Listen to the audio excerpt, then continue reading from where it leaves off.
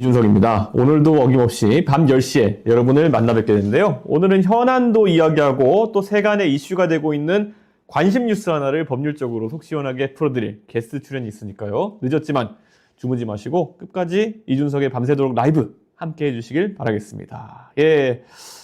이제 좀 홍보가 된 것 같아가지고요. 방송 말미에 저희가 따로 Q&A 시간이 있는데 지금부터 미리 댓글로 질문을 남겨주시면 토크 마지막 시간에 제가 직접 답해드리도록 하겠습니다. 그리고 라이브 방송이 아니어도 언제 어디서든 제게 질문하실 수 있도록 대화 어플을 만들었습니다. 앱 이름은 준스톡인데요. 저희가 쉽게 사용하시라고 사용 방법을 영상으로 만들어 봤습니다. 잠깐 보고 제가 직접 알려드리겠습니다. 전화번호는 준스톡 사용 방법. 전화번호 카카오톡을 활용해서 준스톡에 가입할 수 있어요. 전화번호를 입력하고 인증번호 받기를 눌러주세요. 사진을 넣고 닉네임을 만들어주세요. 성별, 나이, 지역으로 준스톡에게 당신을 알려주세요.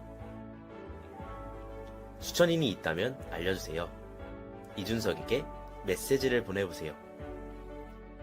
이준석이 직접 대답해드립니다. 이준석에게 후원할 수 있어요. 대한민국 정치의 혁신 이준석 SNS 준스톡.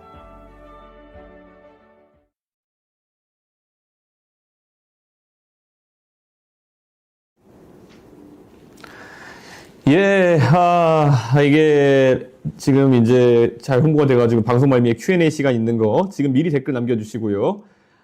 일단 앱스토어에서 준스톡을 검색하시면, 이게 구글 같으면 플레이스토어, 애플 같으면 앱스토어에서 준스톡을 한글로 검색하시면은 주황색의 준스톡이 쓰인 아이콘이 뜨게 됩니다. 예. 그래서 앱을 다운받은 다음에 휴대전화번호, 카카오톡, 애플 로그인들을 통해서 간단하게 가입할 수 있고요. 뭐 인증 문자 받기 한 다음에 뭐 일반적인 앱 가입 절차랑 비슷하게 이렇게 가입해 주시면 되고요. 자신을 상징하는, 그러니까 프로필 사진을 넣고요. 닉네임 정해주시고 성별, 연령대, 사는 지역을 눌러주시면은 그 다음 이제 채팅방 들어가는 거는 앱을 켜보시면은 자연스럽게 이해하실 수가 있을 겁니다. 예, 사용법을 정말 간편하게 만들었고요. 소통 기능에 방점을 찍었고, 저희가 나중에 우리 사용자분들끼리 서로 경쟁할 수 있는 랭킹 시스템이라든지 여러 가지 기능을 추가하고 있으니까요. 관심 가져주십시오. 예, 정말 간편하죠? 예. 그러면 오늘은 준스톡에 대해서는 이 정도 말씀드리고요. 본격적인 주제에 앞서서 새로운 코너를 준비했습니다. 우리 실생활에 밀접한, 놓치면 안 되는 뉴스에 대해서 저 이준석의 생각을 말씀드리려 하는데요. 이준석의 정책픽 첫 번째 주제는 오늘 핫했죠. 연금개혁입니다. 예. 여야가 막판까지 조율을 했었는데요. 정말 장기전으로 연금개혁 결국 합의하긴 했습니다. 2007년 이후에 18년 만에 역대 세 번째로 연금개혁에 이제 첫 발을 뗀 건데요. 이거 그냥 제가 한마디로 정리해보면 이런 겁니다. 고쳐 쓰지 못하면 바꿔야 된다. 사실 국민연금 보험료를 지금 기존 9%에서 13%로 올린다. 그리고 소득대출, 이건 받는 돈을 의미하거든요. 기존 40%에서 43%로 내년부터 인상하는 것을 골자로 한다고 했는데요. 이거는 젊은 세대에게 아주 불리한 그런 안입니다. 왜냐? 소득대출이라는 게 받는 돈인데요. 이거는 한 방에 올려버리고요. 보험료율이라는 건 내는 돈인데 이거를 9%에서 13%까지 8년 동안 매년 0.5%씩 이렇게 올린다는 겁니다. 그러면 현행 보험료율보다, 현행 보험료율이 9%거든요. 그것보다 4% 올라간 건데 실제로는 얼마나 더 내야 되는 걸까 이렇게 생각해 보면요. 국민연금 가입자 평균 그 소득이, 월소득이 지금 한 309만 원 정도 됩니다. 근데 이 309만 원 소득을 기준으로 월 보험료를 책정해 보면요. 지금 한 27만 8천 원 정도 돼요. 그러니까 국민연금 보험료가. 그런데 40만 2천 원으로 오르게 됩니다. 그러니까 매달 12만 4천 원 가량을 국민연금으로 여러분이 더 내야 되는 겁니다. 매달 12만 4천 원이면 연간으로 얼마입니까? 145만 원 가까이 내야 되는 건데요. 150만 원 가까운 돈을 내야 되는데 사실 뭐 직장인 같은 경우에는 회사가 절반을 내고 본인이 또 이제 절반을 더 부담해야 되기 때문에 실제로 한 달에 6만 원 정도, 전체로는 한 70만 원 정도 부담이 더 생기는 건데요. 이걸 그렇다고 해서 뭐 회사가 반내기 때문에 내가 반내서 부담이 적다 이렇게 생각하시면 안 되고요. 항상 모든 돈에는 우리가 경제학 개론만 배도 나오는 조세의 귀착이라는 것이 있습니다. 국민연금보험료가 꼭 조세는 아니지만은 그래도 전체 어쨌든 12만 원 올리기 때문에 예를 들어 반을 회사가 내는 것 같지만은 여러분의 임금을 올려줄 수 있을 여력이 있을 때 임금 올려줬을 돈으로 연금보험료를 회사가 내는 거나 마찬가지이기 때문에 그거야말로 조세의 귀착 비슷하게 돼가지고 어차피 여러분이 실질적으로 매달 12만 원 가까이를 다 부담하는 것과 똑같다. 이렇게 생각하시면 됩니다. 그러니까 지금 이제 갓 사회초년생 분들은요. 앞으로 한 3, 40년 동안 일한다 생각하면요. 그 동안에 매년 한 150만 원 가까운 부담이 생기는 거고요. 그러면은 전체로 따지면 한 5천만 원 가까이 더 내야 될 수도 있는 겁니다. 그렇기 때문에 이거는 젊은 세대에게 한 5천만 원 정도의 생애소득 중에서 5천만 원 정도의 부담을 추가로 지우는 그런 연금, 전 개혁이라고 부르지 않겠습니다. 연금 개수 조정안이다. 이렇게 말씀드릴 수 있을 것 같아요. 이건 그야말로 더 내고 더 받는다는 허울 좋은 이름만 갖다 붙인 거지 실제로는 국가적인 폰지 사기다 이렇게 말씀하시는 분도 있지만은 어쨌든 연금 고갈을 막기 위한 고육지책에 가깝다. 그리고 이게 뭐냐면요. 연금을 지금 어차피 나중에 20, 30년 뒤에는 출산율이 엄청나게 낮은데 이런 거 계산할 때 출산율이 한 1.2 정도 된다고 생각하고 전부 다 추계를 하는 겁니다. 그래서 여러 연구원들의 자료 같은 거 보면요. 출산율이 1.2 정도 될 때 언제 고갈된다 이런 거 연구자료 만들어요. 근데 실제 요즘 출산율이 어떻습니까? 0.6, 0.7 요 정도에 있지 않습니까? 그러면은 이거는 지금 예측치보다 나중에 상황이 더 안 좋을 거라는 걸 의미하기 때문에 지금 아무리 더 내고 더 받는다라는 허울 좋은 이름을 붙여놨다 하더라도요. 여기서 더 이상 변화가 없다. 구조 개혁이 없다고 한다면요. 나중에 한 20년쯤 뒤에 어떤 정치가가 죄송합니다. 거짓말을 하려고 한 것이 아니라 약속을 지키지 못한 겁니다. 그러면서 연금 수령 액수를 다시 깎으려고 하겠죠.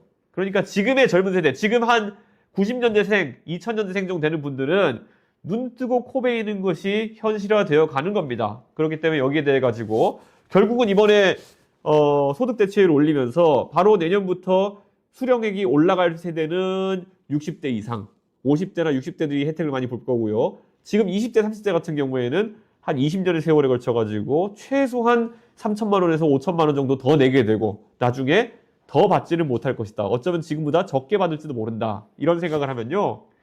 사실 국민연금제도 지금 20대, 30대라 그러면은 폐지하자고 주장해야지 지금 옳은 상황입니다. 그 정도로까지 상황이 안 좋아요. 근데 물론 우리가 사회 보장책인 이런 연금에 대해 가지고 없애자라고 무조건 할 수는 없겠죠. 그래서 개혁신당은 2024년 4월부터 꾸준히 세미나나 아니면 학자들과의 공동 연구를 통해 가지고 안을 이제 내고 있는 거거든요. 사실 그러면 이제 고민해야 될 게 뭐냐면은 각가지 중복되는 연금들이 이제 있을 겁니다. 지금도 보면은 기초연금, 우리가 노인 기초노령연금이라고 하는 거 있잖아요. 그것과 국민연금과의 관계라든지 아니면 여러 가지 지자체에서 주는 사회적 이전소득이라든지 이런 것들이 다 사실상 국민연금이랑 같이 지금 기동하고 있는 상황인데요. 누군가는 중복수혜, 누군가는 또 사실 혜택을 못 받고 이런 문제들이 있으니까 이걸 아주 중복을 제거하고 간소화하는 과정들이 필요하다. 그리고 재원을 어느 정도 합리화하는 게 중요하다. 이런 생각이 들고요. 지금 보면 대신 우리 특수연금들 있잖아요. 사학연금이라든지 공무원연금, 군인연금 이런 것들과의 혜택 조정 문제는 이미 그쪽에서 혜택을 보셔야 되는 분들이 쉽게 동의하지 않을 테니까 그런 부분 조정하는데 상당한 어려움이 있을 것 같다. 그래서 개혁신당 같은 경우에는 카이스트 산업공학과의 김우창 교수님이나 이런 분들과 공동 연구도 하고 이랬는데요. 그래가지고 사실 이런 소득 대체율을 올리는 문제 그리고 지금 국민연금 가입자들의 보험 요율을 올리는 문제 외에도 지금까지 누락된 납부액들이 있습니다. 그런 부분에 대해 가지고 국가가 재정으로 조금씩 보조해 나가는 방식. 그러니까 우리가 연금에는요. 크게 두 가지가 있습니다. 하나는 적립식, 하나는 부가식이라는 게 있어요. 그러니까 부가식이라는 거는 결국 어느 정도의 세금을 통해 가지고 세금 성격으로 그 시대에 어느 정도 비용을 걷어 가지고 그 시대에 나가는 비용을 보조하는 형태로 이제 가져가는데요. 거기에 이제 조세 성격의 어떤 비용이 들어가긴 합니다. 그렇기 때문에 그런 요소를 좀 도입해야 된다라는 얘기도 저희가 연구를 하고 있습니다. 그런데 한 가지 확실한 건요. 지금 오늘 여야 중에서도 거대 양당이 합의해서 내놓은 안은 20대, 30대에게는 무조건 더 내고 나중에 더 받을 기약은 없고, 하지만 50대, 60대에게는 무조건 더 받는 그런 아주 세대 불공평한 개수 조정이다. 이건 좀 개혁이라고 부르기도 않겠습니다. 개수 조정이다. 이렇게 말씀드려야겠죠. 그래서 지금 사실 젊은 세대가 이 문제에 대해서 오늘 국민의힘과 민주당의 합의로 인해 가지고 지금 이 방송을 보시는 20대, 30대 분들은 그냥 앞으로 평생 생애 주기에 5천만 원 가까운 연금 부담이 더 생긴 겁니다. 지금 이 뉴스에 대해 가지고 민감하게 반응 안 하시는 젊은 분들 같은 경우에는요. 아마 오늘 결정된 사안이 여러분의 생애 주기 소득에 가장 큰 영향을 미치는 사안이라는 것을 잘 모르시는 것 같아요. 물론 나중에 연금 그 액으로 수령하는 부분이 있겠지만은 그거는 아직 미정이라는 겁니다. 그거는 받을 수 없을지도 몰라요. 출산율이 이렇게 낮게 유지되면요. 그러니까 더 내는 건 확정이고 더 받는 거는 확정이 아닌 상태에서의 연금 이런 개수 조정에 대해서 여러분의 제대로 된 그런 의견 개진이 굉장히 중요해지는 그런 상황이다. 이렇게 말씀드리겠습니다. 예. 다시 한번 말씀드리면 이런 주제를 저희가 더 활발하게 다루고 더 많은 분들에게 이런 경고를 또 알리기 위해서는 여러분이 좋아요, 구독, 알림 설정을 해주셔야 됩니다. 예. 아직까지 안 하신 분 계신가요? 자, 잠깐 시간 내서 유튜브에 구독 버튼 눌러주시면 저희가 열심히 방송할 수 있도록 하겠습니다. 자, 그럼 이제 워밍업은 이제 끝났고요. 이준석의 밤새도록 라이브 6번째 시간인데요. 오늘도 신나게 출발하게 보겠습니다. 자, 첫 번째 주제 먼저 공개해 볼까요? 첫 번째 주제는 솔직히 너무 아프다. 예. 누가 그렇게 아팠을까요? 한번 영상 보시겠습니다.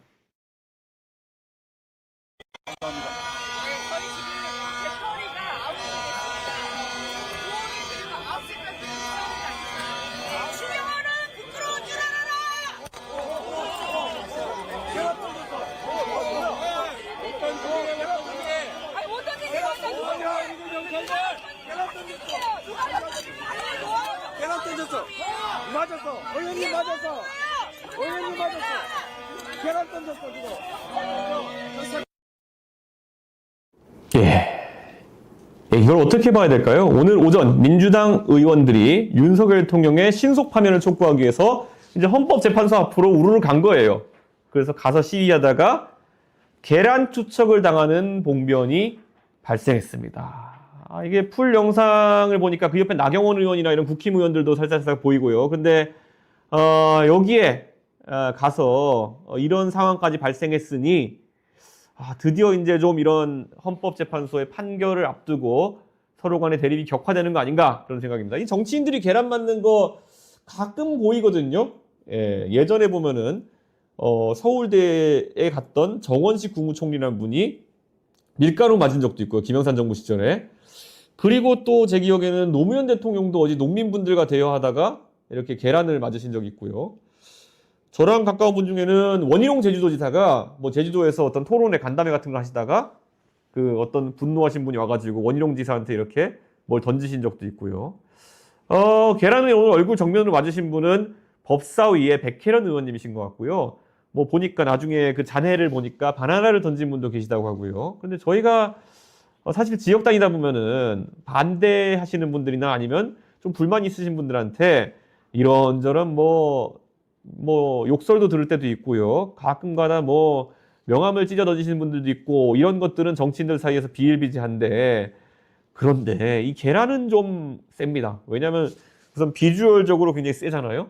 그렇기 때문에 이건 좀 특이한 상황이다 이렇게 보는데 저한테는 뭐 항의성으로 뭐 던지고 이런 분은 없었어요. 왜냐면 제가 뭐 지하철 타고 다니고 이러기 때문에 지하철에서 공공장소에서 그런 거 준비해서 오시는 분은 거의 없고 저렇게 날 잡고 아니면은 예고된 어떤 행사 아니면은 사람들이 많이 모인 장소에 갔을 때 이런 행위가 있는 건데 저는 의외로 가면 많은 분들이 사진 찍자고 하고 좋아하시지 저한테 뭐 항의성 이야기 하시는 분들은 많지 않습니다. 가끔가다 이제 태극기 부대 중에 일부 있으신데요. 뭐 그분들도 뭐 말로 이제 얘기하시지 뭘 던지고 이런 게 없어요. 근데 저거 날계란인데 엄청 아플 겁니다. 예. 어쨌든 날계란이지만 겉에 둘러싸고 있는 건 계란 껍질이고 저 계란이 무게 그래도 4, 50g은 될 텐데 저거 어우 저게 물풍선이라 그래도 아플 텐데 날계란이라 그러면 진짜 아플 텐데요.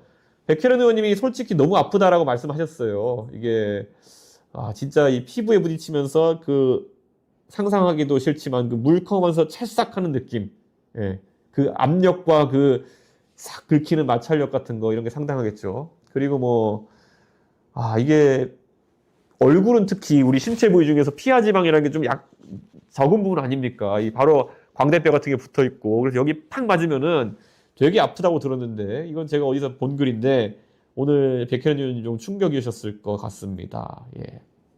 어쨌든 민주당이 마은혁 재판관 임명 안 하면은 최상목 대행을 탄핵한다 그러고 이제는 헌재 앞에까지 가서 그러는 게 너무 이제 민감해진 것 같아요. 그래서 제가 정치인들 저희 개혁신당은 뭐 저희가 뭐 탄핵이 늦어진다 해서 감옥 갈 사람이 있는 것도 아니고 탄핵이 늦어진다 해가지고 뭐 결과가 달라질 거라 보지도 않기 때문에 저희만 탄핵 표결을 놓고 평온한 것 같아요. 그래가지고 저희는 헌법재판소의 판단을 존중하겠다 이런 말을 계속 하고 있는데 제가 오늘 민주당 의원 한 3분 정도한테 일부러 한번 물어봤어요. 오랜만에 본회의장에서 보고 이런 김에 의원님 그런데 요즘 이재명 대표 좀 봤을 때 조급한 것 같은데 실제로 당내에서도 그런 그걸 감지합니까? 그랬더니만은 한 민주당 의원님이 말도 마 이렇게 얘기하시더라고요. 말도 마. 지금 이재명 대표가 이 문제에서 굉장히 예민하다. 제가 항상 얘기하지만은 심장이 쫄깃쫄깃하다 이런 말씀을 하시더라고요. 그래서 굉장히 예민한 상태다 이런 말씀하셔가지고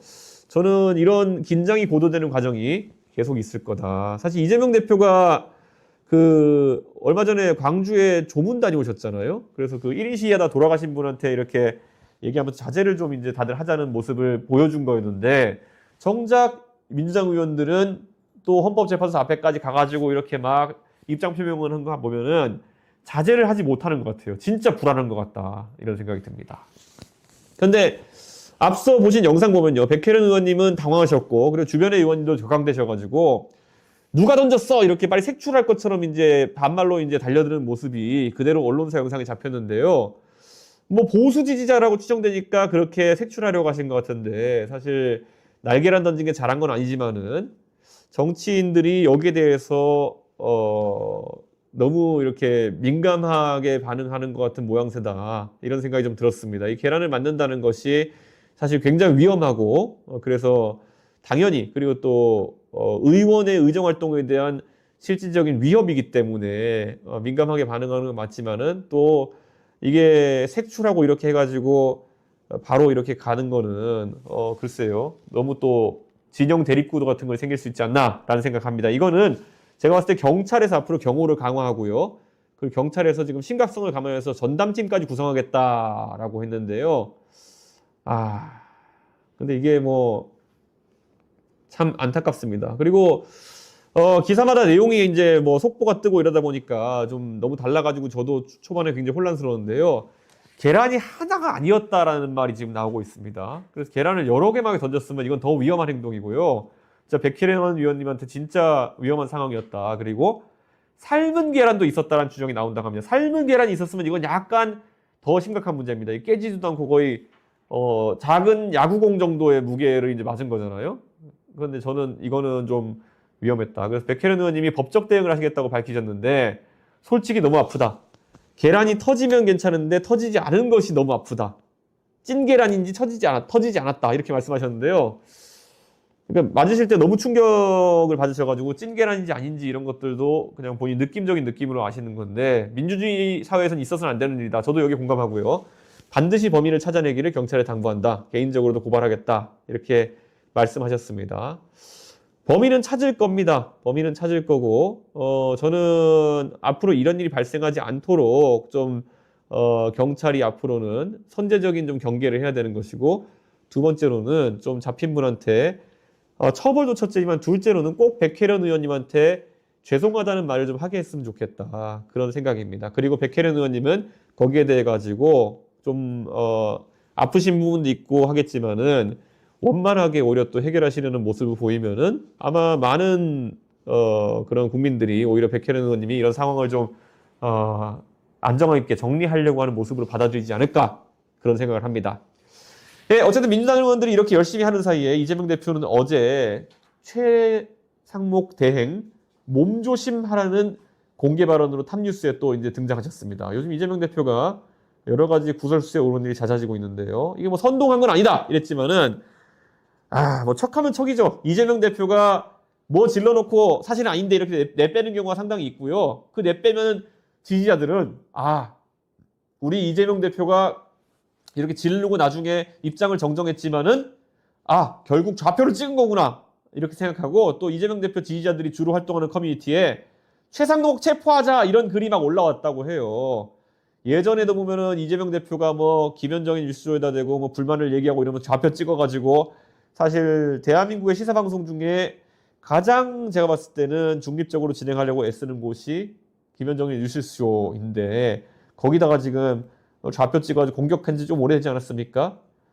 좀 이런 것 좀 이재명 대표 안 했으면 좋겠어요. 예, 윤석열 대통령이 MBC하고 틀어져가지고 뭐 전용기에 못하게 하겠다 이런 거 얼마나 사람이 좁쌀영감 같아 보였습니까? 근데 나중에 알고 봤더니 좁쌀영감 같아 보이는 게 아니라 실제로 좁쌀영감이었죠. 그런데 그런 것들을 이재명 대표가 답습하면 안 된다. 그런 생각을 합니다. 이런 식으로 이제 지령을 내리시는 모습 보면서 어제 제가 영상을 틀어드렸던 이준석 사살 명령을 전국에 내렸던 최인식 씨가 떠오르는데요. 사실 이재명 대표는 공직선거 입후보에서 대통령이 되겠다고 하시는 분인 만큼 저는 좀 이런 모습은 안 했으면 좋겠다. 그런 생각이 듭니다. 그런데요. 여기서 놀라운 거를 들어보니까 어떤 분들이 얘기하기로는 그 몸조심 발언이 사실은 준비된 발언이 아니었다는 얘기가 있습니다. 그때 바람에 원고가 휘날렸잖아요. 근데 그 원고에 그 내용이 없었던 것이 아닐까. 왜냐면 원고에다가 그런 거를 몸조심을 써놨을 리가 없거든요. 그 원고를 뭐 도와주시는 분들이 있다 그러면은 그런 섬뜩한 얘기를 써놨을 리가 없다고 생각하는데 그게 이재명 대표가 좀 현장에서 너무 마음이 조급하다 보니까 감정이 업돼가지고 그 즉흥 발언으로 그런 협박성 발언을 하신 게 아닐까라는 그런 추측을 제가 해봅니다. 근데 뭐 이재명 대표 제가 사실 그 이재명 대표가 지난 대통령 선거 뛰기 전에 사실 제가 한번 심심해가지고 하도 이재명 대표에 대해서 여러 가지 재밌는 캡처나 이런 게 많이 돌아다녀가지고 그 당시 국민의힘 당직자한테 가서 한번 이재명 대표가 했던 말 중에 재밌는 말도 좀 모아가지고 이렇게 나한테 좀 자료를 달라 이렇게 했더니만은 별의별 거 다 나오더라고요. 옛날에 트위터에 보면은 이재명 대표한테 이재명 그 당시 시장이죠. 누구한테 구역질 난다라고 이재명 시장한테 얘기하니까 답장을 했는데 답장이 뭐냐면은 뭐 어서 화장실에 가가지고 대변기에 머리를 넣으세요 뭐 이런 식으로 했다는 거예요. 그래서 이게 표현이 어떻게 이런 표현이 나오지라는 생각인 거죠. 그러니까 이게 제가 항상 이재명 대표가 평상시에 굉장히 이미지 트레이닝을 해야 될까요? 머릿속으로 이런 표현을 좀 연구하시는 건가 하는 약간 의심을 하게 되는 것이 가족 간의 대화도 보면은 뭐 신체 부위 얘기 나오고 이런 것도 저는 그거는 생각하기도 힘든 거거든요. 제가 윤석열 대통령이 진짜 욕을 많이 하시는 분이지만은 윤석열 대통령은 그냥 그 분위기가 센 거지 그렇게 막 창의적인 욕을 하고 하시지 않을 거거든요. 무슨 새끼 뭐 이런 것만 하시지. 그런데 이재명 대표는 그걸 뭐 술 드시고 말로 하는 것도 아니고 트위터에다 그냥 뭐 어서 화장실에 가서 대변기에 머리를 넣으세요 이런 거 하는 거 아니면 또 뭐 다른 글에는 댓글로 뭐 목 위에 뭐 붕어머리 달고 다니냐 뭐 그리고 뭐 옛날엔 일베 얘기하면서 뭐 수준 낮은 뭐 그때 뭐 짝짝이 눈에 정신지체가 되는 수가 있다 이런 게 이게 장애인 혐오고 이런 게 사실 굉장히 공격받아야 될 부분인데 또 PC주의에 찌든 분들은 이런 것들은 얘기 안 하고 맨날 이준석이 뭐 여성과 관련 정책 얘기하면 여성 혐오다 갈라치기다 이런 얘기 하는데 이런 게 진짜 여성이라고 장애인 혐오 같은 거죠. 예. 일베 보면은 짝짝이 눈에 정신지체가 되는 수가 있다 이런 거는 가장 안 좋은 형태의 그런 장애인 비하인 게 장애를 저주로 사용하는 거예요. 장애를 저주로 사용하는 거는 진짜 이거는 절대 하면 안 되는 거거든요. 그러니까 정말 이런 수준 낮은 분들이 가끔가다 네 자식이 꼭 어떻게 했으면 좋겠어. 네 자식이 꼭 뭐 이런 이런 진짜 장애인들이 상처받는 얘기예요. 장애를 저주로 사용하는 것은. 근데 저는 이런 거는 뭐 과거 얘기지만은 좀 이런 거는 되게 놀라웠더라고요. 왜 이렇게 자꾸 창의적인 표현들이 나오시는 건지. 어쨌든 이재명 대표가 이렇게 계속 압박을 하는 거 보면서 최상목 대행도 좀 움찔할 것 같아요. 그래서 대통령 경호실에서 또 기회는 찬스다 놓치지 않고 이재명 대표의 몸조심 발언 이후에 최상목 대행에 대한 경호를 강화하겠다라고 이제 또 발표를 합니다. 진짜 예, 그런데 최상목 대행 입장에서는 좀 위협이 될 것 같긴 해요. 그런데 민주당이 또 오늘은 또 한쪽에서는 이렇게 물리적인 뭐 협박을 하겠다고 하면서 최상목 대행을 탄핵할 수도 있다라는 걸 계속 민주당에서 흘리고 있어요. 예. 그런데 제가 오늘도 얘기했지만은 지금까지 29명 탄핵을 했는데 최상목 대행 감이 30번째거든요. 베스킨라빈스 31 확보를 위해 가지고 이재명 대표와 민주당이 열심히 달리는 것 같습니다. 그거 숫자 채우는 게 중요한 게 아닌데 왜 그렇게 집착하는지는 잘 모르겠습니다. 예. 자, 윤석열 통일 선고기일 오늘도 많은 분들이 사실은 기대를 했습니다. 오늘 혹시 선고기일을 잡지 않을까 했는데 오늘도 발표 안 났고요. 이제 오히려 날바라 나온 이재명 대표 6일 후에는 이재명 대표의 공직선거법 위반 2심 판단이 납니다. 2심 결과가 먼저 나면은 유죄가 날 것이라는 전망이 굉장히 많은 상황에서 민주당이 지금 걱정이 태선일 것 같고 오늘 제가 안테나를 세워가지고 민주당 의원들한테 확인해 보니까 실제로 당내도 조금 웅성웅성한다고 합니다. 그런데 그 세 분의 의원들 제가 물어본 분들의 공통적인 얘기는 그렇다고 이재명 대표가 후보직을 안 한다고 한다든지 아니면은 이재명 대표 지지자들이 이재명 대표에 대한 지지를 거둘 것 같지는 않다라는 또 확신을 가지고 얘기해 주시던데요. 결국은 이재명 대표가 2심 유죄 받으면은 그 2심 유죄의 모래주머니 플러스 혹시라도 대법원이 재판을 진행하게 되면은 당선 무효 또는 후보 자격 박탈이 될 가능성을 갖고 계속 가겠다는 그런 상황이 되는 겁니다. 그런데 이런 리스크는 글쎄요, 헌재 선고에 어떤 영향을 주는 날보다 이재명 대표의 득표력을 좀 갉아먹을 가능성. 지지자분들은 흔들리지 않겠죠. 그런데 가운데 지점에서 보시는 분들은 이거 2심 유죄까지 나온 사람을 대통령 뽑아도 되겠느냐라는 인식이 퍼질 수 있다라는 얘기는 나오고 있습니다.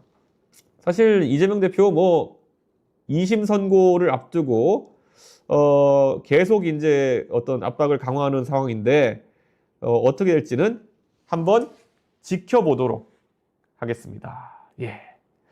지금까지 변론 종결한 다음에 의견서를 15차례 냈다고 하는데요. 정말 열심히 무죄 받기 위해 노력하는 거는 뭐 피고의 당연한 권리인데 결과는 지켜봐야 될 것 같습니다. 자, 그런데 갑자기 헌재가 한덕수 총리 탄핵 선고기일을 발표했습니다. 24일 오전 10시 선고를 하는데 자, 빠밤. 자, 이러면은 결국 이재명 대표 26일 2심 판결보다는 빠릅니다. 그리고 상식적으로 이번 주는 이제 다 갔고 그러니까 윤석열 대통령은 안 나올 테고 다음 주 초에 한덕수 총리 탄핵 선고가 먼저 나오게 되면은 그 다음에 이재명 대표와 한덕수 총리 사이에 25일밖에 없는데 그때 윤석열 대통령이 나오진 않을 것 같아요. 그럼 이제 무조건 윤석열 대통령이 이재명 대표의 2심 판결 다음에 나오게 된다는 얘기입니다. 자, 여기서부터는 이제 제가 오늘 듣기 시작한 얘기인데요. 호사가들이 이런 얘기를 합니다. 만약에 윤석열 대통령, 이재명 대표에게 유죄가 나온다. 그러면은 헌법재판소에도 자신 있게 인용을 8대 0으로 때릴 것이다 라는 얘기가 나오고 있습니다. 28일로 예상되는데요. 만약에 대법원에서 이재명 대표가 그 법원에서 2심 선고에서 이재명 대표가 무죄가 나온다. 그러면은 사실상 이제 헌법재판소에서 지금 만약에 탄핵의 기각이나 각하 의견을 내고 있는 재판관들이 계시다면은 굉장히 세게 각하나 기각을 주장할 것이다라는 얘기가 오늘 언론사에서 조금씩 정보로 돌고 있습니다.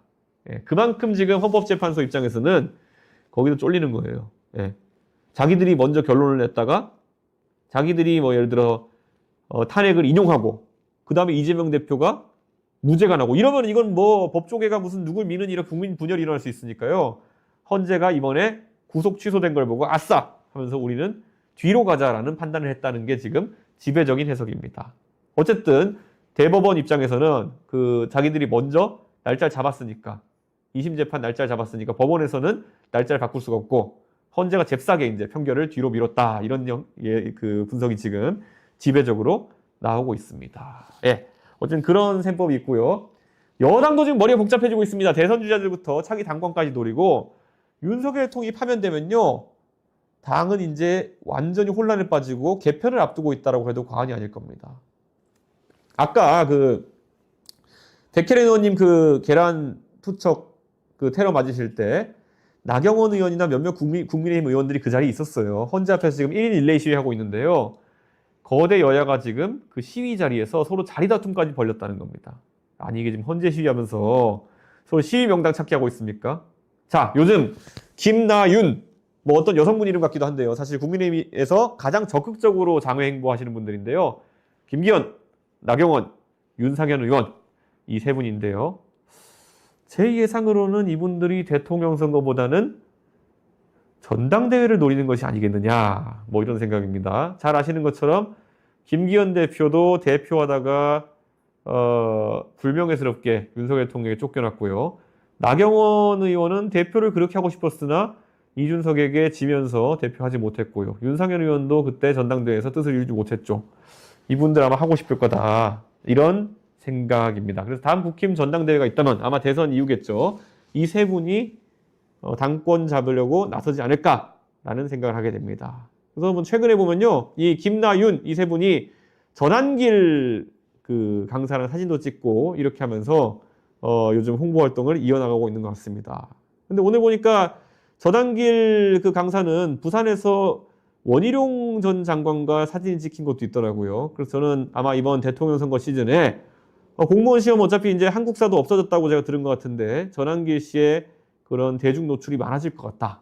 저는 이런 생각이 듭니다. 그래서 전환길 씨가 정치적인 인물로 부상하기 위해서 노력하지 않을까 하는 생각인데요. 이게 득이 될지 실이 될지는 한번 지켜봐야 될 것 같습니다. 이분 발언하는 수위를 보니까 위험하거든요. 선거 기간이 되면요.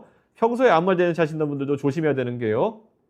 그게 공직선거법상 허위사실 유포 이런 거는 굉장히 심각하게 처벌받고 있습니다. 바로 이재명 대표가 재판으로 고생하고 있는 그 혐의입니다. 예, 이재명 대표를 너무 비판하시면서 이재명 대표 같이 되지 않겠다고 하면서 그가 수사받는 혐의로 같이 수사받는 상황이 생기면 안 되겠죠. 그래서 앞으로 선거가 돌입하게 되면은 이준석 욕할 때도 조심을 좀 해야 됩니다. 허위사실, 예를 들어 성상납 이런 거로 만약에 댓글 잘못 달고 이렇게 하시면은 제가 고소를 하진 않겠지만은 혹시라도 저를 아끼시는 분들 중에 누가 고발을 작정하게 되면은 우선 정도에 따라 가지고 처벌은 모르겠지만은 경찰서 정모는 할 수밖에 없는 상황일 것이다 이렇게 되고요. 그 외에도 보면 여러 가지 그냥 자기들 커뮤니티 사이트에서는 맞는 말처럼 막 돼 있는 거 있잖아요. 보면 오늘 요즘 보니까 어떤 미친 사람이 뭐 그런 것도 했더라고요. 이준석이 무슨 뭐 하버드 다닐 때 뭐 왕따라서 캐비넷에 갇혀가지고 뭐 처맞고 살았다 뭐 이런 거 하고 있는데요. 하버드에 캐비넷이 어디 있습니까? 이런 거 여초 커뮤니티에서 돌리면서 자기들끼리 즐기고 있던데요. 제가 안 넣어도 선거 기간이 되면은 그런 거 잘못 올렸다가 다른 사람이 고발해도 경찰서 방문은 한번 해야 될 수도 있다. 그런 것들을 인지해 주시면 좋겠네요. 저는 미리 예고해 드린 게요. 왜냐면 저는 절대 고소 안 합니다. 그런 걸로. 그런데 자꾸 그런 걸 어디서 자주 보니까 진실인 줄 알고 자꾸 그냥 어떤 작업하는 사람들이 자주 이제 올리니까 그게 진실인 줄 알고 밖에서 떠들거나 아니면은 어디에 글을 올리거나 해가지고 좀 의도치 않은 그런 상황을 맞이하게 되는 분들이 좀 있을 것 같습니다. 뭐 그런 거 많아요. 성상납, 그다음 뭐 이준석이 캐비넷에서 뭐 처맞고 살았다. 뭐 그다음에 뭐 이준석이 뭐지? 뭐 하버드 졸업 안 했다. 뭐 이런 거부터 해가지고요. 전부 다 대상이 된다. 지금까지 보면 3,100명 정도가 오늘 함께 해주고 계신데요. 구독, 좋아요, 알림 설정 혹시 아직 안 하신 분 있다면 부탁드리겠습니다. 자, 첫 번째 주제는 여기서 정리하겠습니다. 그리고 오늘은 준비된 두 번째 주제가 있습니다. 예, 오늘 이 자리에는 개혁신당의 법률자문위원장을 맡고 계신 김정철 변호사님 함께 하고 있습니다. 안녕하세요. 아유, 안녕하십니까. 예, 본인 소개 부탁드립니다. 저는 개혁신당에서 법률자문위원장을 맡고 있고요. 이런 금융 관련된 사건들을 주로 다루고 있는 변호사를 하고 있습니다. 오늘 한번 MBK 파트너스 관련되고 네. 또 홈플러스 최근에 사태가 많이 문제가 돼서 되게 관심 많이 받았죠. 또 우리 존경하는 이준석 의원님과 함께 내용을 좀 심층적으로 좀 다뤄볼까 해서 나와봤습니다. 예, 오늘 진짜 전문가분 모셨으니까 여러분들 궁금한 거 있으면은 댓글로 물어보시면은 저희가 반영하도록 하겠습니다. 그리고 우리 김정철 변호사님 같은 경우에는요, 이번에 우리 개혁신당의 명운을 좌우했던 가처분 사건을 맡아가지고 승리를 이끌으신 그런 이력도 있습니다. 정말 수고 많으셨습니다. 아유, 감사합니다. 예, 혹시라도 만약에 앞으로 법률 관련해가지고 필요하신 일 있으면은 김정철 변호사의 법무법인 우리와 네. 함께 해주시면은 아마 개혁신당 당원이라 그러면 더 잘해주지 않을까라는 생각을 그럼요. 하게 됩니다. 예. 어쨌든 이 이슈가 꽤 오래됐습니다. MBK 홈플러스 문제가. 네네. 그런데 여전히 기사만 보면은 무슨 말인지, 그래서 홈플러스가 없어진다는 건지, 내 포인트가 다 날아간다는 건지 답답해 하시는 분들이 많을 것 같아가지고 오늘 준비해봤습니다. 또 외국계 사모펀드가 보통 우리나라에 들어와서 뭐 이렇게 회사를 사고 이러면은 경영을 좀 잘할 걸 기대하고 이제 들어오는 건데, 이렇게 홈플러스 하나 망하는 거로 이제 끝날 건지, 아니면 우리나라의 경제에 미치는 영향 어떨지 우리가 모르는 것도 많거든요. 네네. 그래서 오늘 한번 얘기를 하면서 속 시원하게 풀어보도록 하겠습니다. 일단 이 주제 관련해 가지고 인상 깊은 영상이 하나 있어가지고 보고 본격적인 토크를 시작해 보겠습니다. 그 검은머리 외국인 김병주 회장에 대한 분노가 하늘 찌르는 것 같습니다. 이게 저희가 예우해 드릴 때 나오시라고 끌려 나오지 마시고 그 괜히 저 자동차 피하려다가 전차에 깔리지 마시고. 예, MBK 파트너스의 김병주 회장을 놓고 검은머리 외국인이다, 예우해줄 때 국회 나와라 등 여야 할 것 없이 강경한 보도인데요. 특히 민주당 김병주 의원 발언이 섬뜩한데요. 탱크로 밀어붙일 수도 있다, 뭐 이런 거잖아요.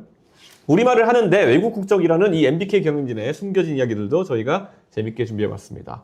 자, 일단 먼저 MBK 홈플러스 사태가 뭔지부터 정리해보겠습니다. 우리가 잘 아는 홈플러스가 갑자기 기업회생 처리된다는 기사가 떠가지고 많은 분들이 놀라셨는데요. 왜 이런 일이 발생한 건지부터 한번 설명해 주십시오. 네. 일단 이제 MBK 파트너스는 이제 사모펀드인데요. 이제 사모펀드의 속성 자체가 자신들의 이익을 위해서 이 기업을 사고 파는 일들을 하는 겁니다. 근데 이제 2015년에 이제 홈플러스를 이제 인수를 한 다음에 이제 갑자기 2025년 3월인 얼마 전에 이제 갑자기 기업회생을 신청을 했거든요. 근데 기업회생이 신청될 것이라는 걸 아무도 예측하지 못했고 있었던 상황입니다. 근데 이제 홈플러스의 뭐 경영 부진과 자금단이 같이 합쳐진 것 같긴 하지만 결국 애초에 인수했을 때의 구조, 그다음에 그 위에 인수한 이후에 경영을 하는 데 있어서의 문제점, 그다음에 MBK 자체의 어떤 사모펀드에서의 어떤 도덕적 해이, 이런 것들이 종합적으로 발생을 해서 이런 문제가 발생을 하였고, 이것 때문에 이제 문제는 거래처들이나 이제 일반적인 투자자들이 모두 손실을 입게 된 상황이 되었기 때문에 지금 큰 문제가 된 것으로 보여집니다. 그럼 이게 MBK에서 사실은 이 결국에는 그 상품을 이렇게 네. 결국 이제 그 금융을 조달할 때 네. 한 방식이나 이런 게 있어가지고 굉장히 리스키한 방식으로 조달한 거 아니겠습니까? 네, 맞습니다. 이게 처음에 7조 2천억을 할 때 그중에 이제 거의 이제 5조 가까이가 LBO라고 하는 방식으로 레버리지 바이 아웃이라고 하는데, 쉽게 얘기하면 이제 레버리지, 돈을 빌려서 그렇죠. 바이 샀다가 파는 걸 얘기하는 거거든요. 그래서 이제 그 사는 방식에 있어서 이미 이제 이걸 이게 기업이라고 한다면 이 기업을 담보로 잡아가지고 사는데, 7조짜리에서 5조를 이걸 담보로 잡아서 사니까 실질적으로는 2조만 있으면 되지 않겠습니까? 전세 끼고 사는 거랑 비슷하네요. 굉장히 비슷하죠. 예. 그러고 나서 그 2조도 MBK 자금이 아니고, 보통 일반 국민들은 MBK 자금인 줄 알지만 이것도 이제 MBK의 투자금이 모인 그 투자 자금이 2조 2천억이 있었던 거고요. 그걸 합쳐가지고 이걸 인수했기 때문에 사실 이제 MBK는 실질적인 자금이 들어간 것은 아니고, 이걸 샀다가 이제 본인들이 구조조정을 하고 파는데, 이들이 산 이유가 이제 홈플러스의 자산, 부동산 자산이 좋은 것들이 있었기 때문에 그렇죠. 그걸로 이제 일단 산 거죠. 그런데 사실 이게 우리가 주택도 샀다가 아까 전세 끼고 네. 샀다가 깡통되는 자리가 비일비재하지 않습니까? 네네, 예를 그렇죠. 들어 뭐 7억짜리 집이다. 근데 네. 5억을 어떻게든 전세로 해가 땡겼다. 네. 그럼 내 돈은 2조도 간 건데 집값이 5억 밑으로 떨어지면 어떻게 되느냐. 뭐 이런 문제 아니겠습니까? 네네, 맞습니다. 지금 사실 투자자 자금이 2조 2천억이 이렇게 들어갔다 그러면요. 여기에 국민연금이 포함되어 있다는 얘기가 있습니다. 네, 지금 2조 2천억은 일반 투자자들, 일반 투자들이고. 그 투자자들의 대부분 이제 기관 투자자들이고요. 그 다음에 이제 거기에 7천억 정도가 있었는데, 그 중에 약 6천억 정도가 국민연금으로 들어갔습니다. 이제 국민연금이 LP라고 해서 네. 이제 일종의 이제 재무적 투자자의 형식으로 들어갔고요. 예. 그 들어간 돈이 지금 현재 9천억 정도 되는데, 예. 이게 지금 전체 손실될 상황이 된 거죠.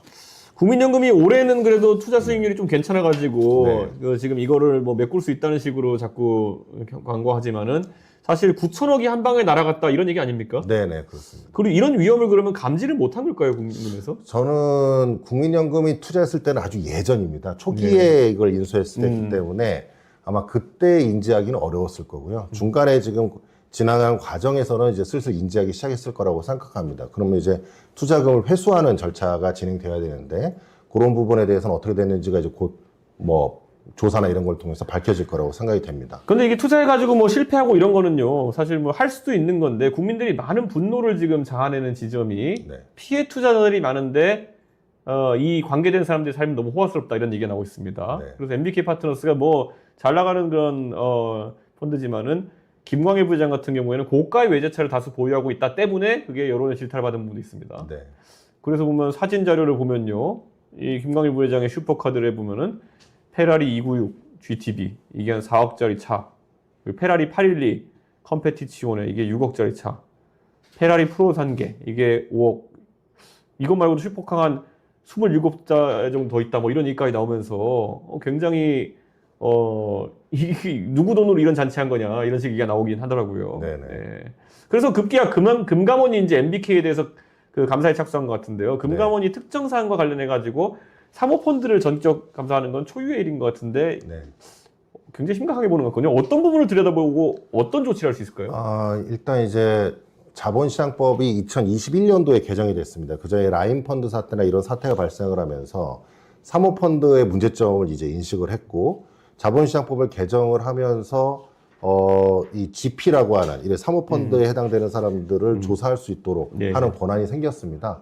이제 그걸 조사를 해가지고 결국은 예를 들어 범죄 혐의가 인정되는 부분은 검찰에 통보할 수 있고요. 예. 그다음에 이제 뭐 기관 징계 같은 것들, 또 영업 정지, 또 임직원들에 대한 해임 권고, 뭐 여러 가지 이제 여러 종류의 이제 징계를 할 수가 있습니다. 그래서 아마 이제 금감원이 이번에 종합적으로 지금 조사를 하고 있다고 하고 있기 때문에 내용을 이제 지켜봐야겠지만, 특히 제가 이번에 문제가 된다고 생각하는 것은 지금 그 ABS라고 하는 예. 그 자산 유동화 증권을 통해서 발행을 하면서 신용증권을 통해서 판매를 했거든요. 예, 예. 그래서 이 사건 같은 경우에는 애초에 이 증권을 발행하는 문제, 이것은 이제 홈플러스와 MBK의 책임의 문제이고, 이 증권을 신용증권에서 판매하는 문제, 요거는 이제 금융기관에서 그렇죠. 불안전 판매 문제거든요. 그렇죠, 그렇죠. 그래서 이제 발행의 문제는 사기 발행의 문제, 기업 회생이 곧 이루어질 것이 예상이 됐는데 이거를 발행을 했다는 거. 그 다음에 이제 판매하는 문제, 이건 이제 불안전 판매 문제로서 그렇죠. 증권사의 책임을 물어야 되는데, 또 증권사에는 또 막상 뭐 굉장히 노인이나 이런 분들한테 그렇죠. 안정적이고 뭐 홈플러스가 망하겠느냐 뭐 이렇게 그렇죠, 얘기해가면서 그렇죠. 지금 대량으로 판매를 했고, 결국 그 사람들을 판매를 했던 그 시점을 보면 지금 제일 문제가 되는 게 회생이 3월 4일인데 지금 25일에 대부분 다 팔았거든요. 네. 예.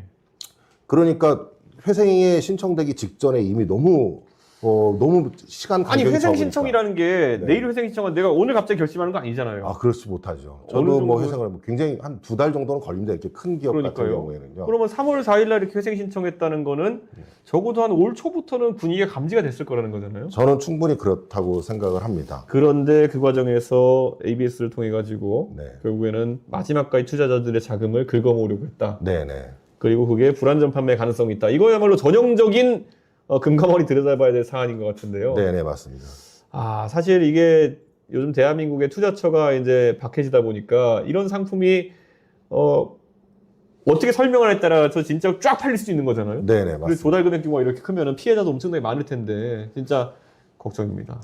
저도 이제 걱정인 게 이게 지금 ABS 중에서 ABS-TB라고 하거든요. T가 이제 숄티지 번드라 그래가지고 단기를 얘기하는 겁니다. 이게 비슷한 게 이제 ABCP라고 그래서 그 단기 기업 어음이 어음이죠. 있습니다. 네. 그런데 이제 ABCP나 이런 ABTB를 통해서 하는 이유가 지금 문제가 되는 신용등급인 A3라고 하는 게 장기적으로는 애들이 괜찮지 않지 몰라. 그러니까 보통 투자를 할 때 단기로 할 수밖에 없거든요. 예, 예. 그래서 뭐 3개월짜리 이렇게 짧게 하게 되는 거여서 사람들은 3개월 정도는 안전하겠지. 3개월 내에 홈플러스가 문제가 되겠어. 그렇죠. 이러면서 사람들이 투자를 한 거거든요. 그런데 이제 투자를 하자마자 며칠 뒤에 갑자기 기업 회생을 한다는 게 네. 이게 지금 사실은 굉장히 의도된 것이다. 저는 제가 사실은 의심하고 있습니다. 김어준 씨가 되고 싶지는 않지만 냄새가 납니다. 저도 예, 그러니까 그런 생각이 들고요. 네. 이런 외국계 사모펀드가 사실 우리나라에서 활동하면서 먹튀 수법을 자주 씁니다. 네. 왜냐하면 어쨌든 돈 벌고 튀면은 그 다음에 외국인에게까지 그렇게 강한 수사를 하겠느냐 이런 생각인데요. 사실 이거 굉장히 중요한 부분인 것 같습니다. 정무위에서도 의원들이 많이 짚었는데요. MBK 파트너스의 경영자들이 검은머리 외국인이라는 발언이 이제 나오는데요. 저는 뭐 개인적으로 이런 표현 자체가 좀 차별적인 표현이라 생각하지만은 어쨌든 의원님들이 쓰셨어요. 네. 그래서 한번 그 이름들을 살펴보자면요. 김병주 회장님은 이제 김병주 회장은 마이클 병주김이라는 이제 네. 본명을 쓰고 있고 부재훈 부회장은 JH부. 이거는 뭐 JH는 재훈의 그걸 거고요. 민병석 파트너는 브라이언 병성민이라고 이제 쓴다는데 뭐 그냥 영어 이름을 쓰는 상황인 것 같다 이렇게 하는데 왜 외국 국적을 가진 사람들이 이런 일들을 할 때 유리할까요? 보통 이제 외국 국적을 가지면 실질적으로 국내법이 적용되지 않는 또 영역들이 있습니다. 세법 이런 건가요? 네, 세법에서는 이제 물론 그 국내에 이제 거기 있으면 당연히 세법이 적용되겠지만 또 여러 가지 쿠팡 뭐 김범석 옛날 의장 같은 경우에도 공정거래법 적용하는 데 있어서의 문제에서 이제 외국인이었기 때문에 좀 유리하게 된 부분이 있었고 그 외에 이제 실질적으로 수사나 조사가 들어갈 때 현실적으로 수사하기 어려운 또 영역이 있습니다. 그러다 보니까 아마 이제 이런 경우에 있어서 외국인이라고 하는 점들이 악용될 우려가 있기 때문에 저런 비판들을 할 수 있다고 생각이 됩니다. 예, 사실 MBK에 관해 가지고 금융당국하고 노동조합은 MBK 파트너스 책임 강조하면서 김병주 회장이 돈도 많은데 사죄를 좀 출연해라 이런 적극적인 사퇴 수습을 요구하고 있는데 정무위 나오라고 했는데 어쨌든 해외 출장으로 불참했습니다. 이 수습할 의지가 안 보이는 것 같은데 변호사님 보기엔 어떻습니까? 이게 해외 출장으로 정무위 출석 안 한 거 이거 꼼수일까요?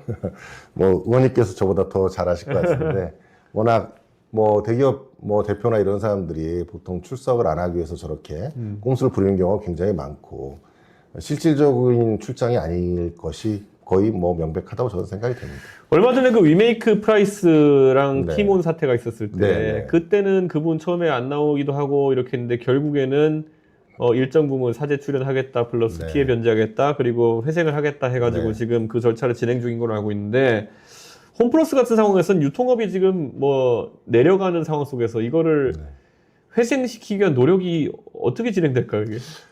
제가 지금 생각하는 제가 MBK의 관점에서 MBK의 입장에 좀 빙의해서 생각을 해보면 이미 만약에 회생 계획을 생각을 했다 그러면 미리 계획을 했을 거라고 저는 생각을 하고요. 예. 미리 계획을 했을 때에는 회생 계획 과정에서 M&A를 할 수가 있습니다. 매각을 또 할 수가 있습니다. 그렇죠. 인가전 M&A라고 해서 그러면 이제 이 과정 속에서 결국은 자신들의 부채나 이런 것들은 떨어나가고 좋은 것들만 남긴 상태에서 기업을 매각할 수 있는 기회가 생기는 거거든요. 아마 그 과정을 통해서 본인들이 또 수익을 창출하고 바이아웃 할 생각일 것이다. 저는 그런 생각을 하고 있습니다. 그리고 사재 출연이라고 하는 것도 아마 그 회생 과정에서 자기가 사재 출연을 해가지고 거기에 조금 내용을 붙여가지고 비싸게 판 후에 자기 투자금을 다시 회수하는 이런 방식으로 사재 출연을 얘기하는 게 아닐까 저는 그런 생각을 해봅니다. 그럼 사실상 뭐 감자 이후에 내 돈 넣어가지고 회생시킨 다음에 다시 또 빼갈 수도 있겠네요. 네네네, 그럴 수도 있습니다. 그거는 뭐 워낙 이런 기업의 어쨌든 그런 회계에 정통한 사람들이니까 자신에게 유리한 방법을 하지 않을까 이런 생각을 합니다. 근데 어쨌든 처벌을 가능성을 봤을 때 과거에도 유사한 사례가 있었는지 궁금하거든요. 네네. 과거에 이제 제가 맡았던 사건 중에 피해자 대리를 했던 사건 중에 LIG 건설 CP 사건이 있었습니다. 요것도 이제 CP도 아까 ABS랑 되게 비슷하거든요. 이렇게 이제 단기로 발행을 하는 거고 그때 LIG 건설도 신용등급 A3 똑같았고요. 그거를 이제 팔 때는 우리투자증권에서 판매를 했는데 우리투자증권에서는 설마 LIG 그룹이 망하겠느냐 대기업이 뒤에 있는데 그렇죠.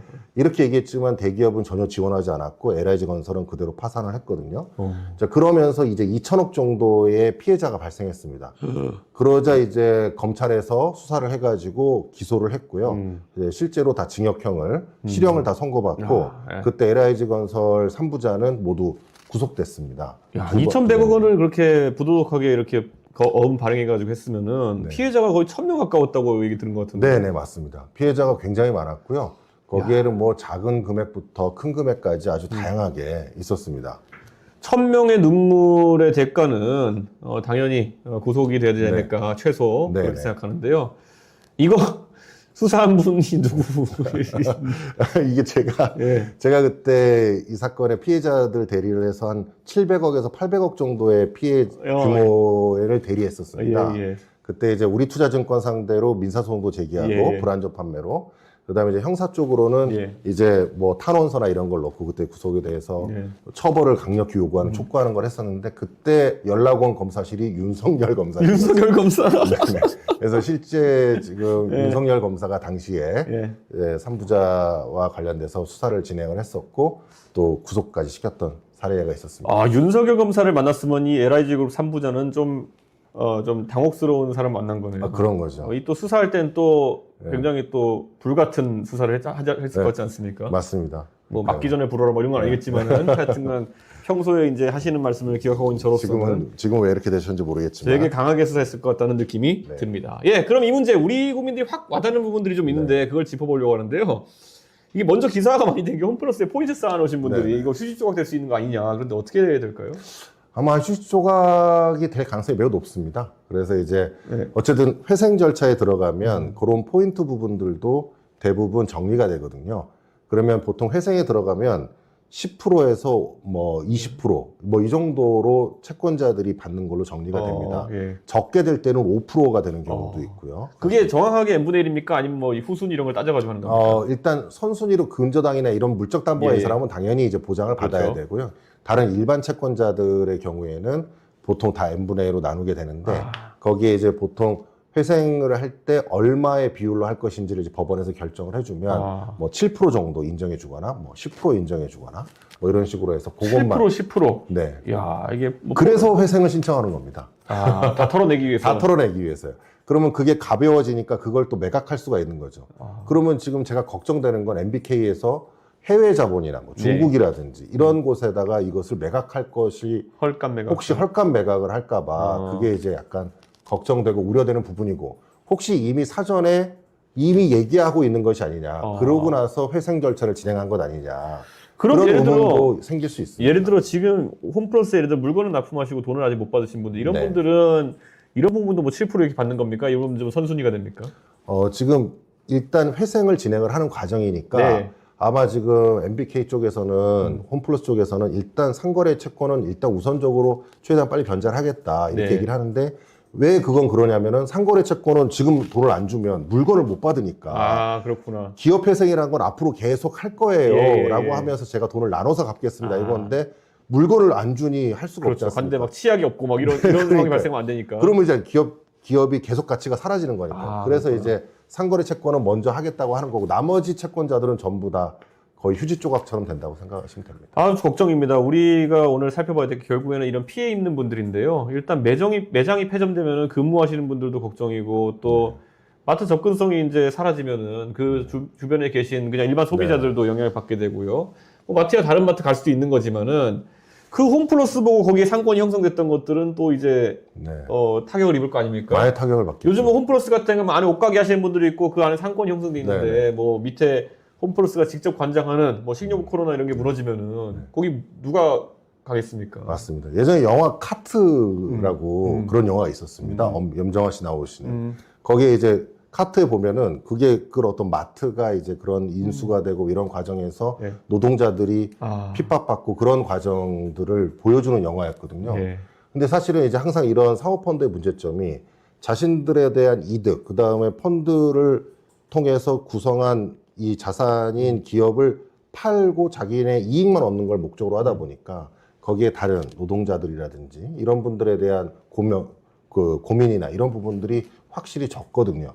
그래서 결국은 이제 다른 분들이 더 많은 피해를 입게 된다는 것이 문제죠. 그러니까 저는 이런 생각이 들어요. 원래 우리가 주식회사를 하고 한다는 거는 결국에는 유한한 책임을 지는 형태로 가게 되는 것이고 거기에 개인이 이제 사실 뭐 부담을 져야 되는 부분은 예, 제한적인데 이 사안 같은 경우에는 자꾸 우리가 MBK 파트너스의 그 경영자 개인에게도 책임을 물어야 되는 거 아니냐 얘기하는 이유가 그 신용증권과 함께 발행한 그런 ABS 같은 경우에는 이건 무조건 기망의 의도가 있었다고 봐야 된다고 생각하는 맞습니다. 거잖아요. 맞습니다. 그러니까 그것도 적지 않은 금액에 한 1,000명 가까운 피해자들이 이렇게 네. 또 몇천억 원씩 이렇게 네. 또 떼인 건데 네. 참 이게 복잡합니다. 우리가 원래 기업의 논리를 보면 유한 책임을 져야 된다고 항상 이성적으로 얘기하지만 이런 사건이 당장 터지게 되면은 피해 입은 그런 분들, 그러니까 우리가 한 번도 그분들 뵙지 못했더니만 그 안에는 분명히 은퇴 자금을 단기 자금으로 어떻게 융통해가지고 네. 이렇게 좀 이자 벌어보시려다가 네. 다 날린 분도 있을 것이고, 뭐 누구는 전세금을 쓰려다 해놨던 돈일 것이고, 누구 학비로 대주려고 해서 잠깐 들고 있던 네. 돈일 수도 있는 거고, 맞습니다. 그 돈 몇천만 원마다 전부 다 아픈 사연이 있는 돈인 거기 때문에 그런 가정이 거잖아요. 파탄 나거든요. 그렇죠. 그런 분들이 어렵게 은퇴 자금까지 마련한 돈을 놓자마자 이렇게 되면 네. 정신적인 충격을 받는 것뿐만 아니라 이제 그 가족이 전체가 네. 거의 이제 정말 어려운 상황에 처하게 되고. 그러니까 30대, 40대 뭐 이렇게 뭐 예를 들어 뭐 몇천만 네. 원 사기당하면 큰 돈이긴 하지만은 그래 앞으로 몇십 년 동안 더 열심히 해서 갑자기 이런 의지라도 생길 수 있는데 네.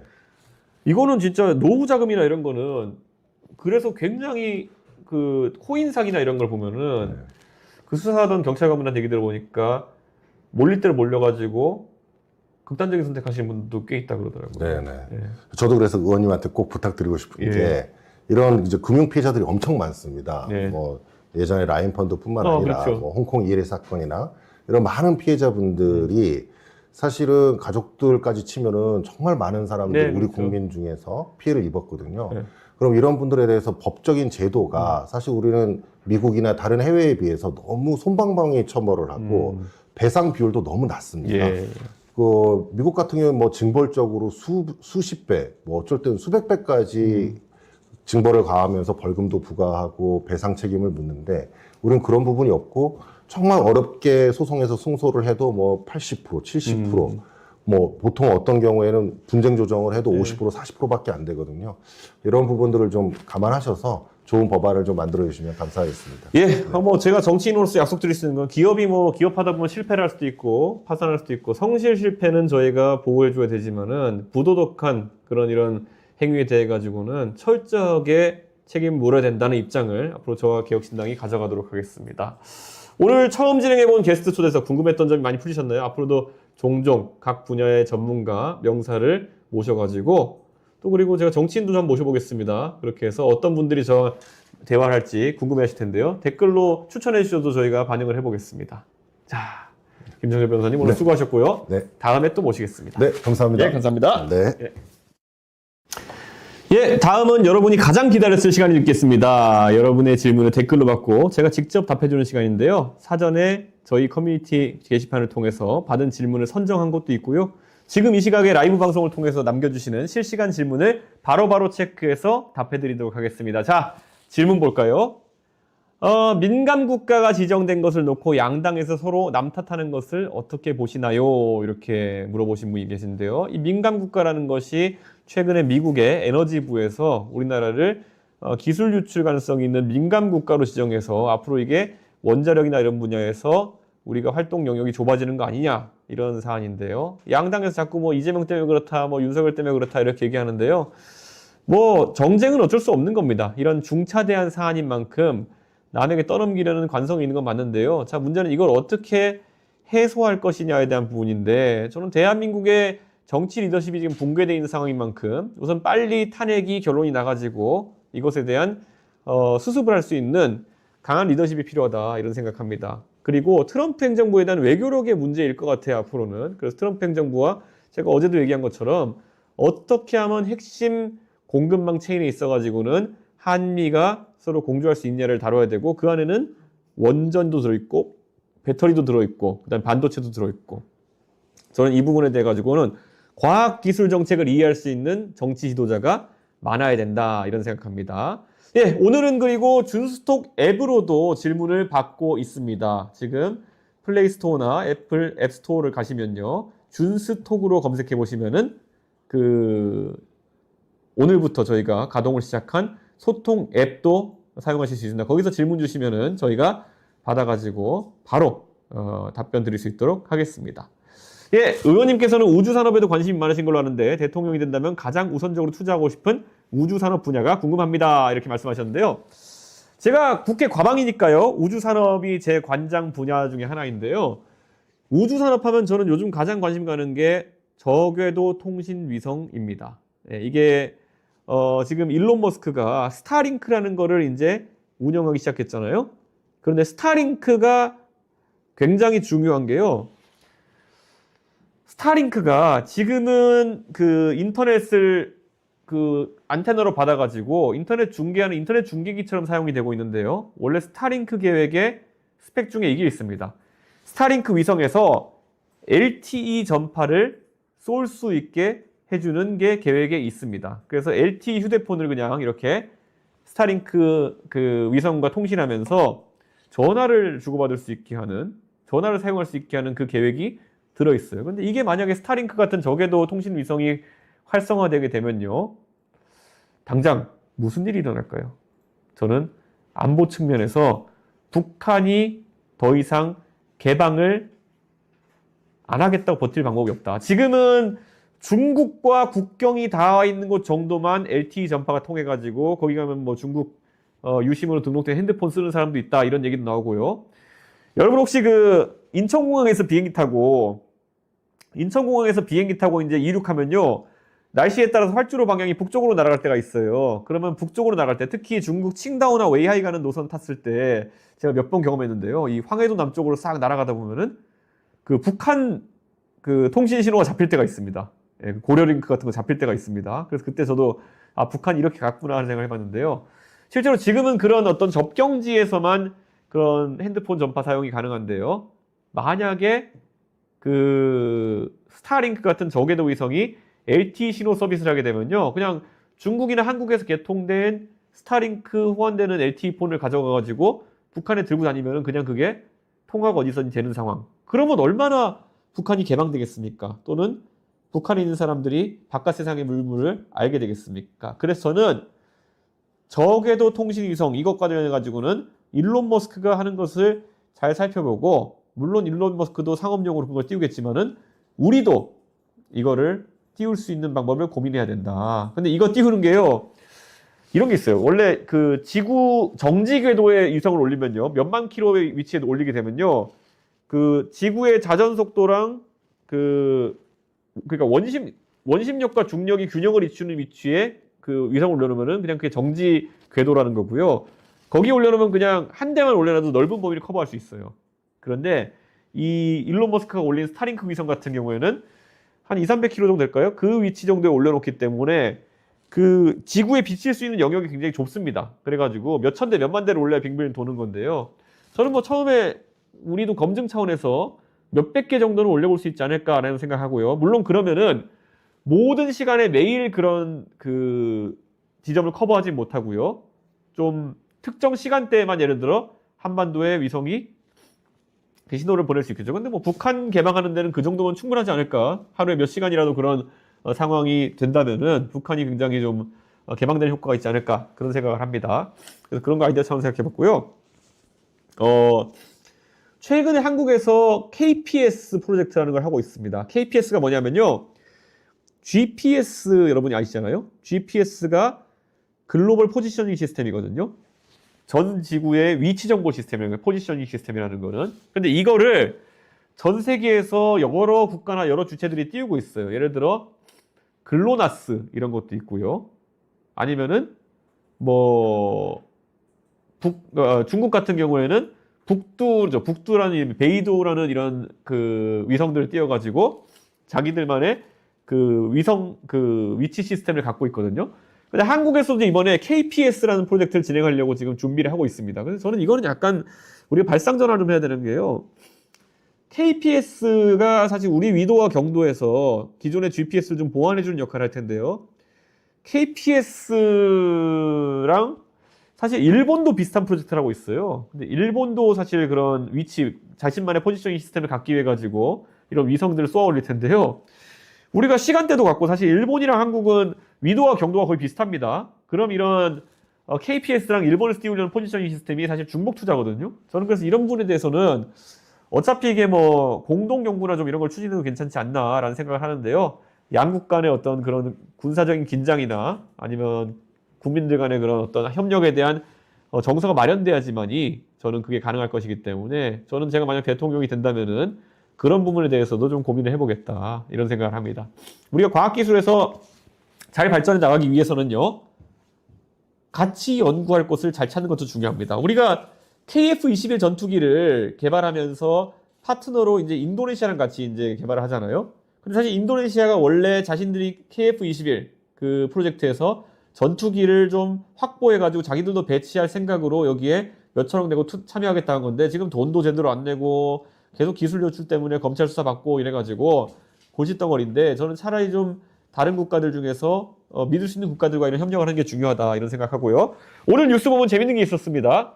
캐나다가 하도 최근에 트럼프가 갈구니까, 트럼프 대통령이 공격을 하니까 원래 F-35 전투기를 미국에 살려고 하다가, 이제 우리 전투기 협력 파트너를 유럽이나 다른 나라에 있는 전투기를 바꿔야겠다. 원래 프랑스에 가면 라팔 전투기가 있고요.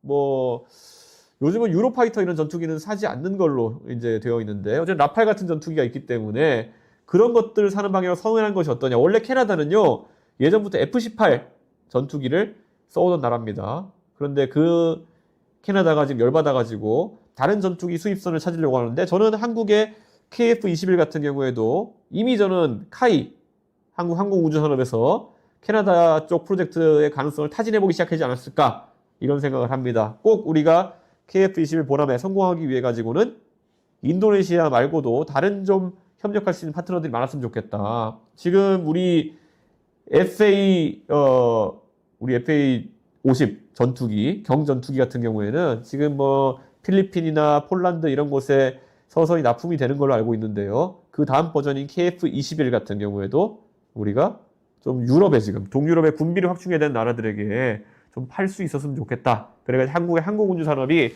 확 뛰어올랐으면 좋겠다. 그런 생각입니다. 이 방산으로 돈 좀 벌어야 돼요. 지금 우리나라 다른 걸로 돈 벌기가 좀 어려운 상황이기 때문에 방산에서 돈 좀 벌 수 있도록 KF-21 프로젝트 파트너국을 늘려나가는 것이 중요하다. 제가 대통령이 되면은 하겠습니다, 여러분. 예. 윤석열 대통령보다는 잘 파겠죠, 전투기 같은 거 제가. 예. 윤석열 대통령이 뭐 아마 술로 영업하지 않았을까 이런 생각하는데 반농담이고요. 어쨌든 저는 굉장히 공돌이답게 영업을 할 거라고 생각합니다.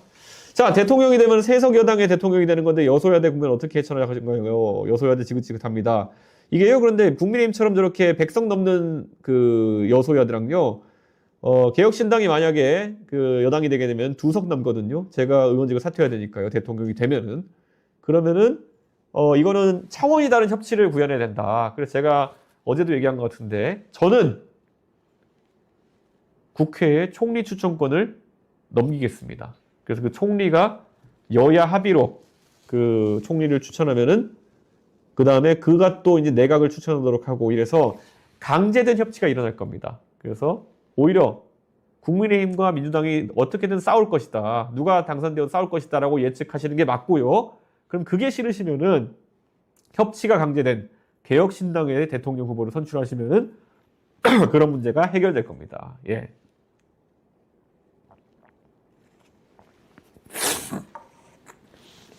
예, 50대 초반에 보수주의를 지지하는 당원이라고 하시는데요.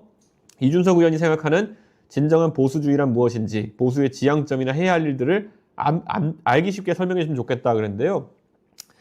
제가 생각하는 보수는요, 적어도 자유와 인권 같은 그런 보편적인 가치에 대해 가지고 진지한 보수였으면 좋겠습니다. 대한민국의 보수는 은근히 좀 왕당파적이고, 어쨌든 선거로 선출된 왕에게 권력을 집중시키는 걸 선호하는 것 같은데요. 저는 이거는 보수주의가 해야 될 일이 아니다. 오히려 공화주의적 성격을 가지고 책임 있는 엘리트들에 의해 가지고 법치가 이루어지는 나라를 전 지향하고요.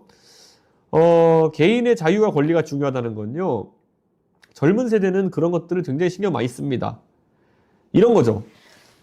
그 보수가 자유주의적이고 그런 개인주의적인 성향이 있으면요, 국가가 사실 어떤 아주 선한 목표를 세워가지고 개인의 자유를 제약하는 것에 대해 가지고 강하게 반발해야 되는 거거든요. 근데 우리나라는 뭐 선당우사니 뭐 애국인이 이런 표현들, 전체주의적인 표현이 너무 난무하면서 오히려 그런 개인의 가치, 사실 개인의 그런 권리 보장, 개인의 행복이 모여가지고 국가의 행복을 만들어야 되는데, 국가가 행복하면은 개인이 행복할 것이다. 이거는 오히려 자유주의적 국가나 아니면은 민주주의 국가의 슬로건이 아니라 북한이나 아니면 사회주의 국가에서의 모토에 가까운 거예요. 근데 우리나라에서는 애국심이라든지 아니면 공동체 또는 집단의 목표를 우선시하는 문화가 가끔씩 생기거든요. 저는 그거는 좀 안타깝다. 오히려 개인의 행복이 보장된 사회를 만들고 그 행복한 개인의 집합체가 잘 나가는 나라가 돼야 되는 건데, 저는 그거에 있어서는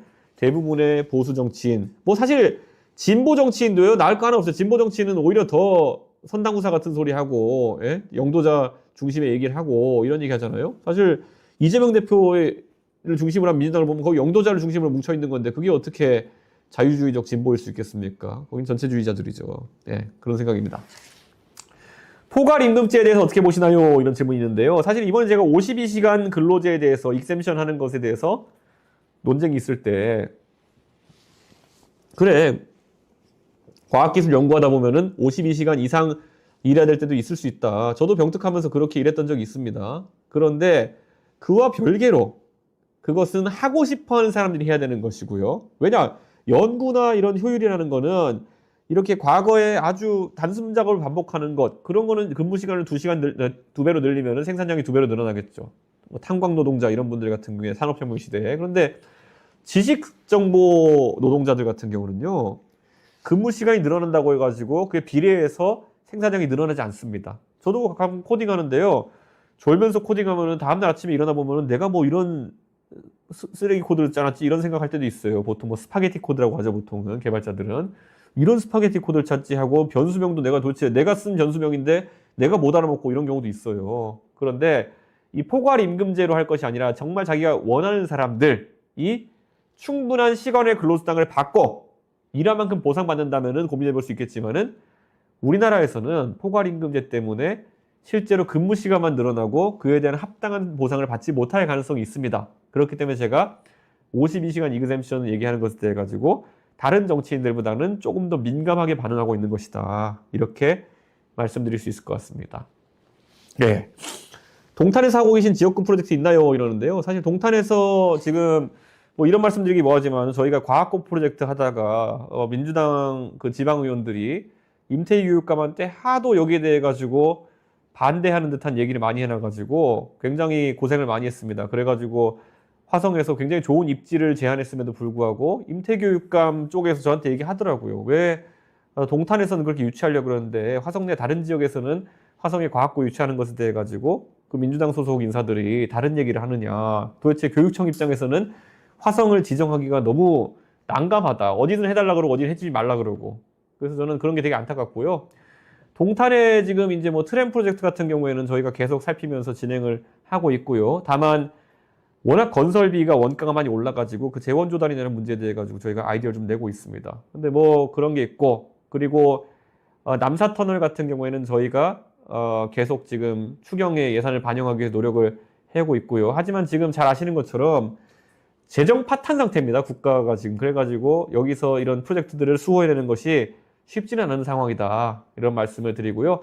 동탄에 이제 학교 중에 보면 과밀이 있습니다. 그 과밀 학교들에다가 정원을 충분히 확보하기 위해 가지고 지금 모듈러 교실 집어넣는 문제는 저희가 상당 부분 추진해 가지고 곧 이제 성과가 발표될 것이라고 보시면 됩니다. 저희가 동탄에서 여러 가지 민원 사항들은요 꾸준히 처리하고 있습니다. 다만 제가 무슨 뭐 어디 다른 국회의원처럼 어디 교부금 받아온 거, 어디 뭐 신호등 설치 예산 10억 원, 어디 뭐 운동장 잔디 깔기 5억 원 이런 것들을 뭐 현수막 안 걸어서 그렇지 다 지금 추진하고 있는 상황입니다. 네. 도서정가제에 대해서 어떻게 생각하시나요? 이런 질문인데요. 사실 도서정가제 이제는 좀 시대착오적인 상황이 되지 않았나 이런 생각을 합니다. 책이라는 게 이제 많이 팔리지 않고 있는 상황이고, 가격에 있어가지고 도서정가제가 오히려 책 구매에 장애물이 된다는 얘기가 나오고 있긴 하거든요. 물론 도서 출판사 하시는 분들은 굉장히 어려움을 호소하시고 있고 한데, 저는 도서정가제가 이제 초기에 한 2달, 3달 정도까지만 도서정가제를 적용하고, 지금은 한참 있어야지 할인율을 적용할 수 있는데 한 2달, 3달 지난 시점부터는 정가제를 해제할 수 있도록 하는 것이 어떨까라는 생각을 합니다. 왜냐하면은 이게 책을 인쇄하시는 분들 입장에서는 재고 관리가 굉장히 중요하거든요. 요즘 이제 출판업계에 계신 분들, 제가 얼마 전에도 출판사 사장하시는 분을 만났는데요. 이게 초판을 찍는데 1000권 찍기도 부담스러운 경우가 많다 이런 얘기합니다. 이 1000권 찍어가지고 다 나가면 다행인데 1000권 중에서 예를 들어 한 800권이 재고로 남아버린다. 그러면은 그때부터 창고에 그리고 그 배송하고 관리해주는 업체에다가 그 800권에 대해 가지고 계속 비용을 물어야 되는 거거든요. 그러면 그 책을 좀 싸게라도 빨리 물량을 풀 수 있으면 좋은데 그 관리 비용이 오히려 너무 많이 드는 경우가 있다. 그러니까 저는 초기에 한 두세 달 정도는 도서 정가제로 이제 구입분에 대해 가지고 적용하는 거는 괜찮지만은 그 다음에는 좀 정가제를 뭐 완벽히 푸는 건 아니더라도 뭐 정가의 한 30%, 40% 점진적으로 할인율을 늘려나갈 수 있도록 하는 것이 옳지 않을까라는 생각입니다. 그걸 풀어내게 되면요, 사실 책을 뭐 1+1으로 제공하는 것도 가능하고요. 뭐 이 책을 사면서 이 책을 50% 할인해드립니다 같은 다양한 모델이 생기기 때문에 도서 판매가 촉진될 수 있다. 저는 그런 생각 해봅니다. 예. 마약 범죄에 대해서 어떤 정책 대안 갖고 있나요? 이렇게 돼 있는데요. 사실은 마약 범죄는요, 다른 건 몰라도 과학 기술로 해결할 수 있는 부분이 있다라는 생각을 합니다. 그 집단 생활을 하는 곳에는 마약을 검출하는 그런 계측기를 다는 것이 어렵지 않습니다. 예를 들어 고등학생들이 사는 기숙사가 있다. 그러면은 그 고등학생들이 화장실 갔다가 소변 보고 이런 것들 전부 다 정화조로 갈 거 아닙니까? 근데 이미 제가 어디서 봤는데요.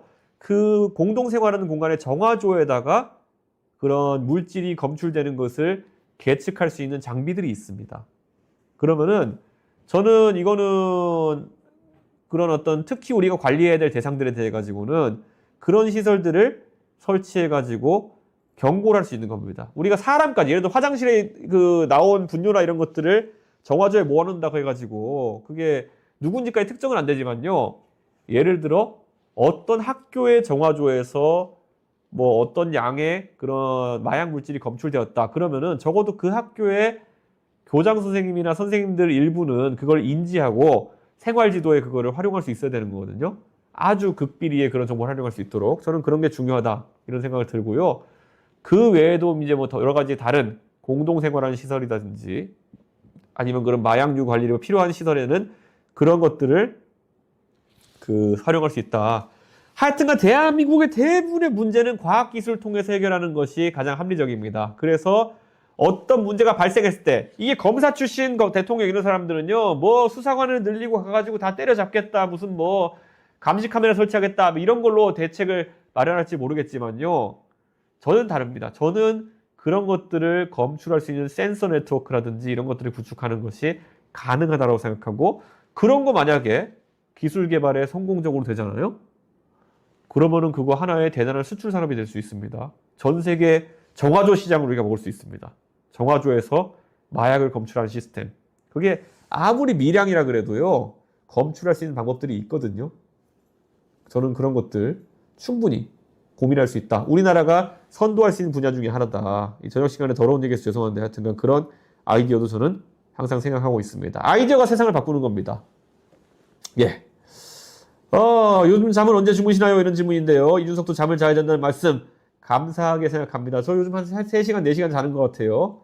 어쨌든 저는 오늘 여기까지 여러분 질문 받는 것을 하겠습니다.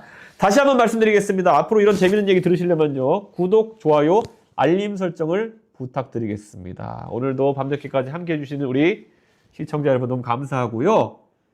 오늘도 한 3,000명 넘는 분들이 아까 3,100명까지 이제 많은 분들이 들어오셨는데요.